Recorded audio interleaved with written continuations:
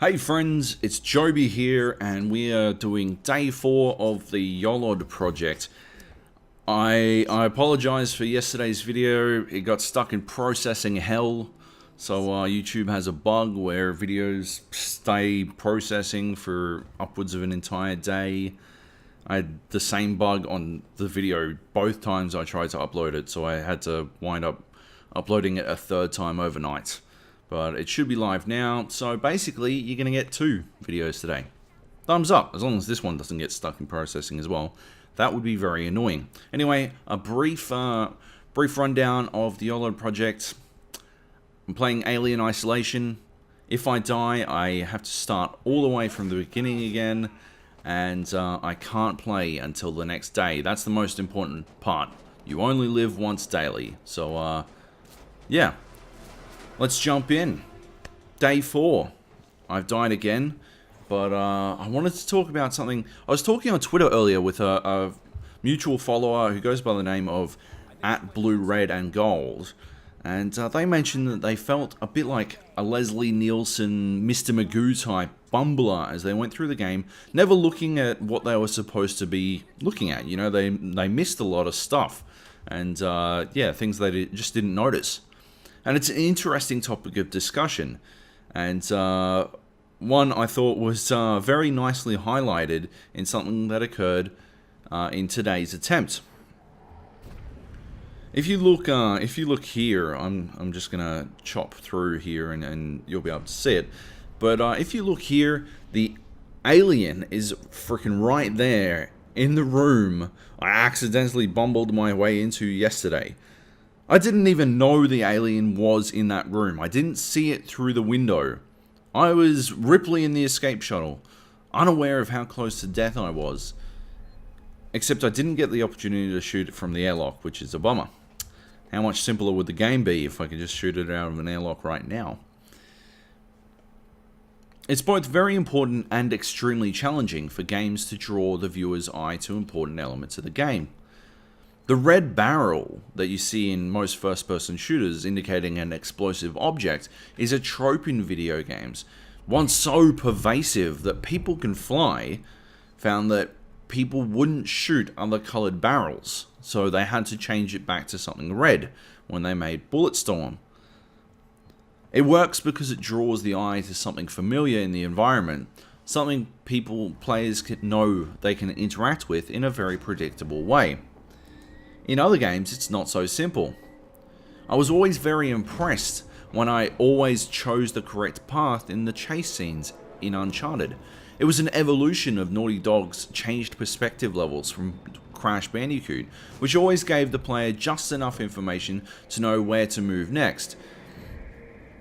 But Uncharted didn't have the benefit of cartoon graphics and clearly defined corridors.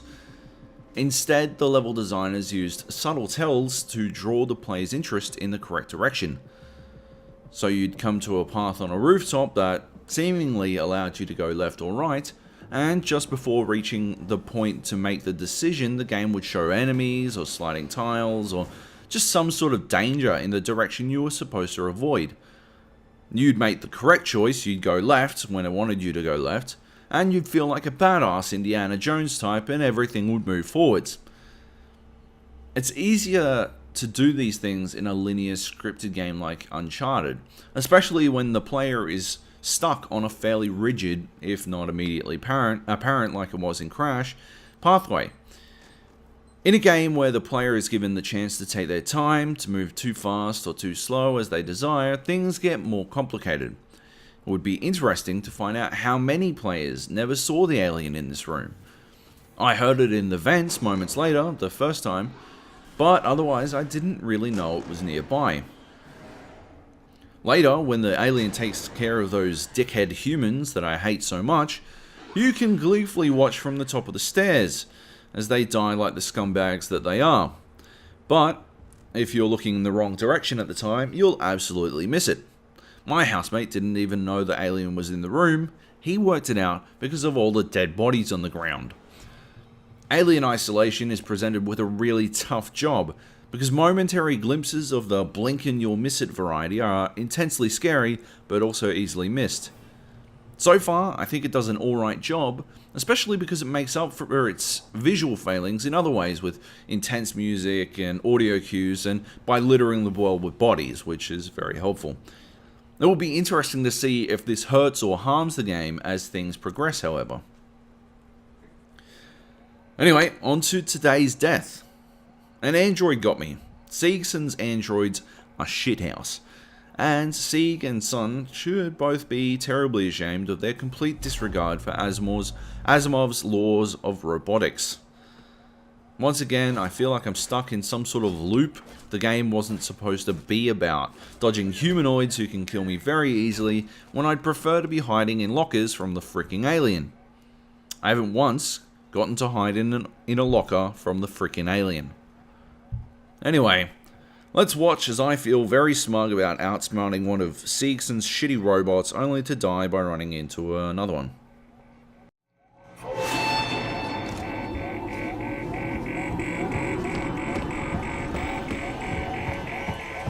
This is Central Communications.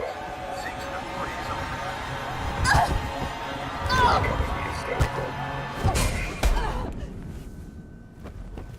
Anyway, that's day 4 of my Alien Isolation YOLOD project. Join me again, hopefully tomorrow, when we go through to day 5. And make sure you like and subscribe if you're enjoying the project. And watch the videos from the previous days. See you later. Bye.